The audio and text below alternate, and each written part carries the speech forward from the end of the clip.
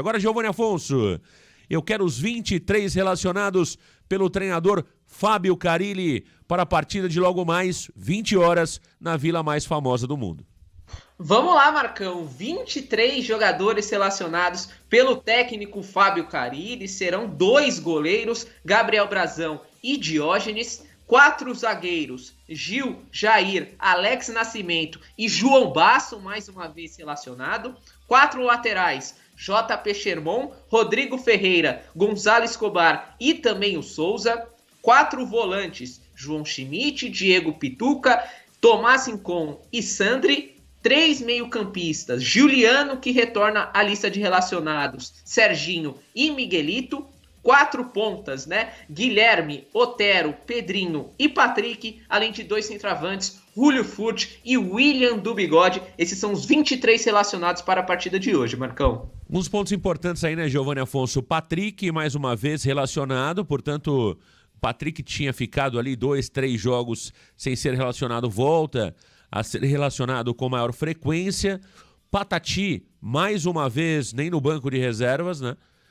Fica claro para todo mundo que neste momento o Patati não está nos planos do treinador Fábio Carille, somente se machucar todo mundo. E tá claro, né? Aquele episódio... O Carille nunca gostou muito do Patati, né? Vamos ser bem sinceros.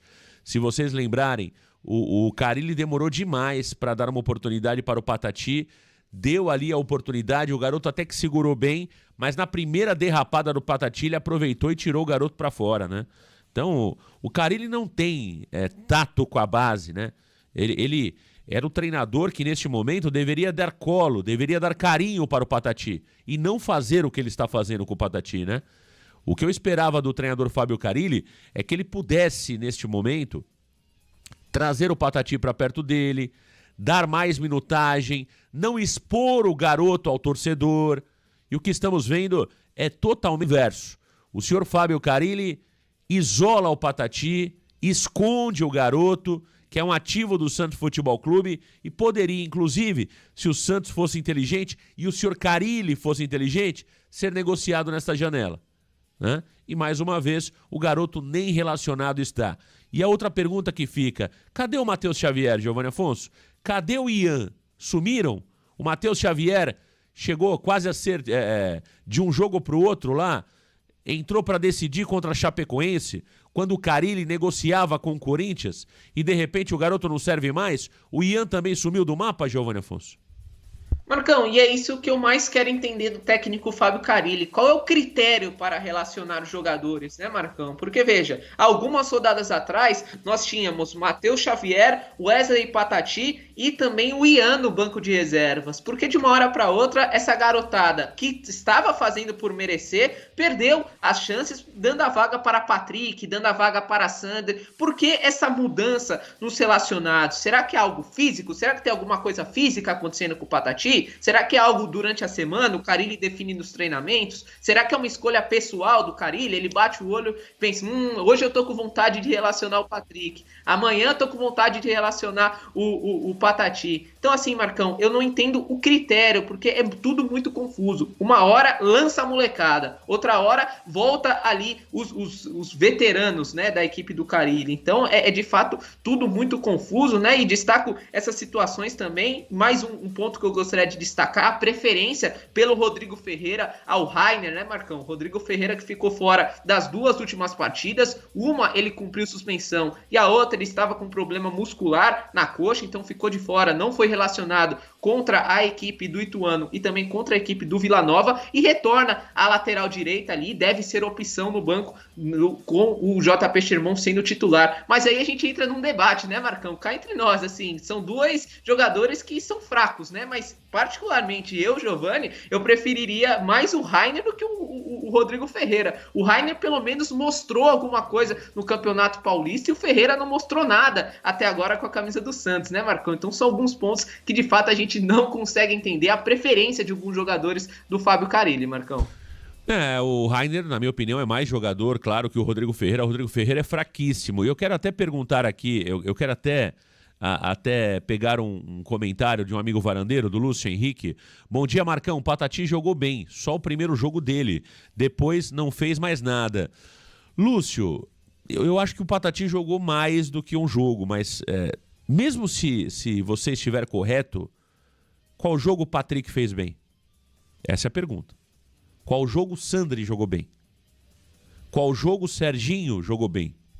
Entendeu? Mesmo se você tiver razão, eu acho que o Patati fez mais do que um jogo bom pelo Santos, tá? Não concordo muito com esse um jogo só.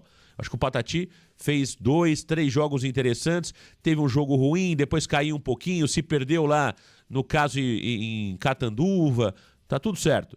Agora, qual jogo o Patrick jogou bem até agora? Entendeu? O Serginho não jogou nada até agora e não cansa de ter oportunidades. O Sandro é uma vergonha.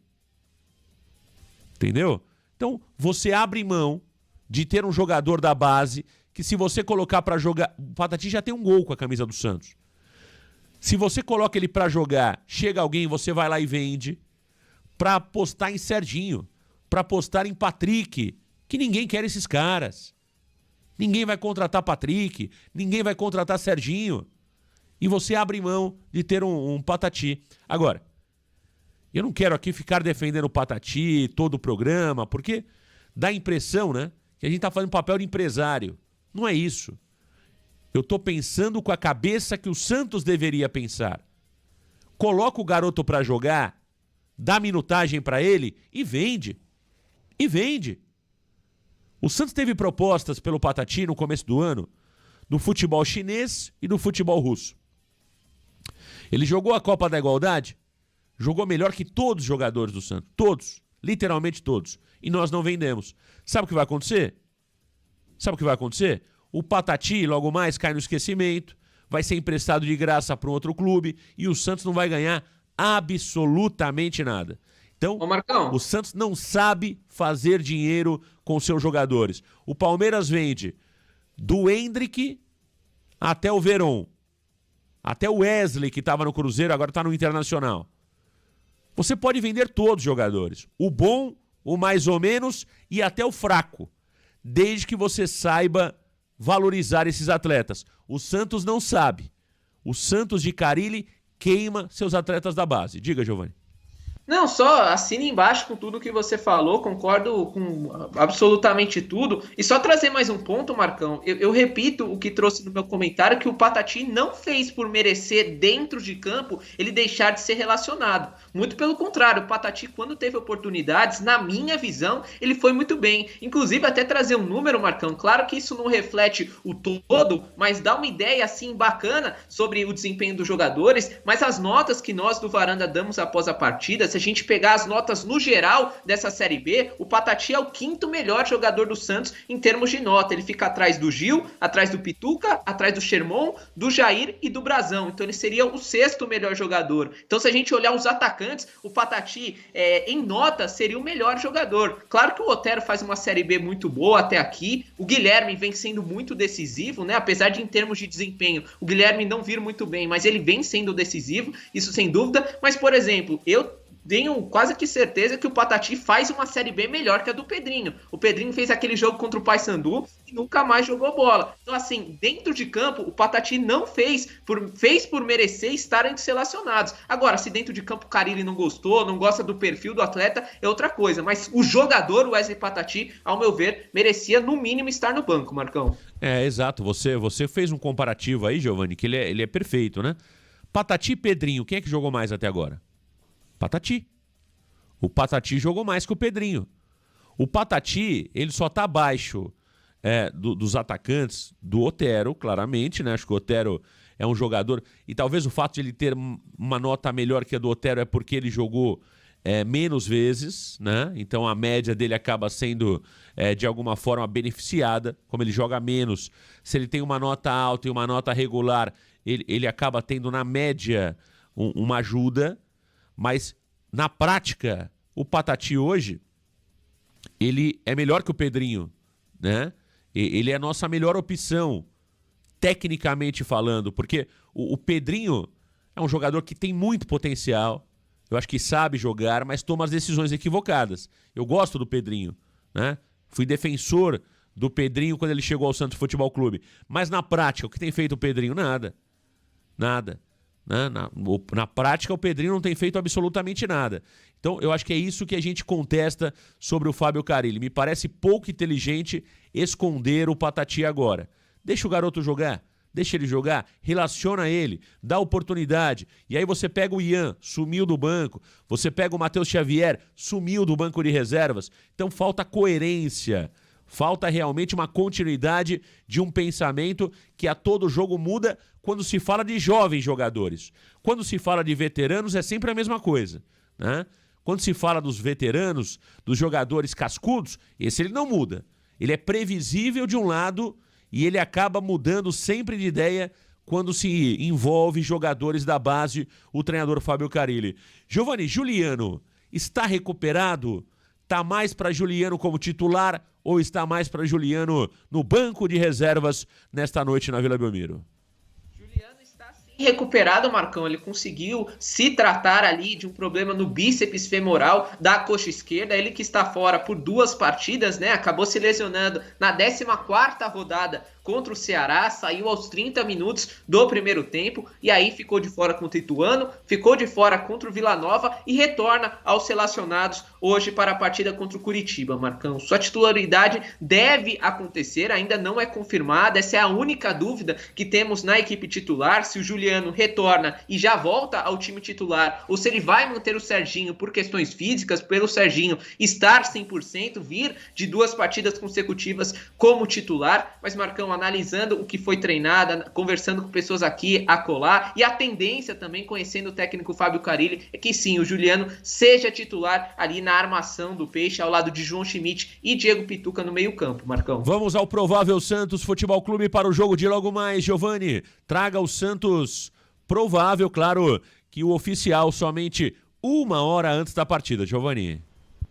Provável Santos para enfrentar a equipe do Curitiba será com Gabriel Brazão no gol, JP Sherman na lateral direita, Gil e Jair formando a zaga, com Gonzalo Escobar na lateral esquerda. Meio campo formado por João Schmidt, Diego Pituca e Juliano ou Serginho. Na frente, Otero, Guilherme e Julio Furti, Marcão.